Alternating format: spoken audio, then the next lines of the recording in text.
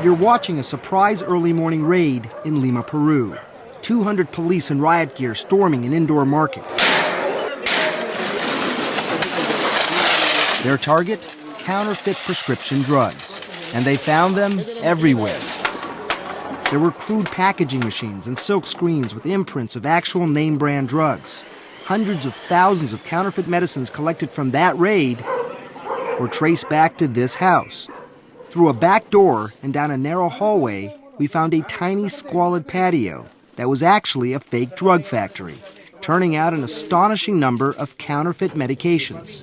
Peruvian police were led here by someone you wouldn't expect, John Clark, from the American drug company Pfizer. I'm looking at this pan with these pills in it. This stuff is going to get into people's medicine cabinets around the world. Unfortunately, yes.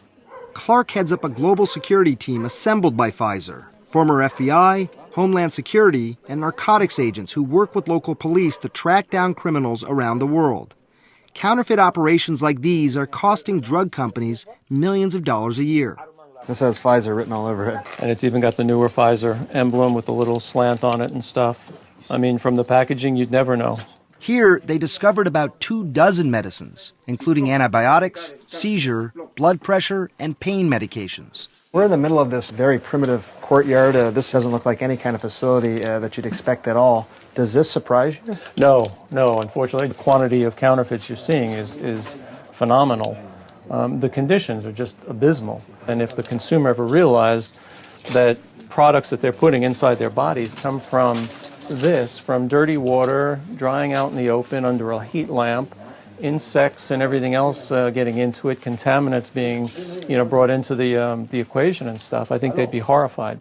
According to John Clark, counterfeit Pfizer drugs, many from disgusting conditions like this, have made their way to pharmacies and hospitals in at least 46 different countries, including England, Canada, and the United States. So right now there are people around the world taking medications to save their own lives who are simply taking the wrong thing and they don't even know it. Yes, absolutely. If you have any concerns, you should go to your doctor, you should go to your pharmacist. If the pill dissolves differently, if it tastes bitter or differently. John, I'm a doctor. I looked at these medicines today. I wouldn't be able to tell if they were fake or not. Right. I'm the person they're going to ask. Right. I don't know the answer. How are other people going to know the answer? Next step is every pharmaceutical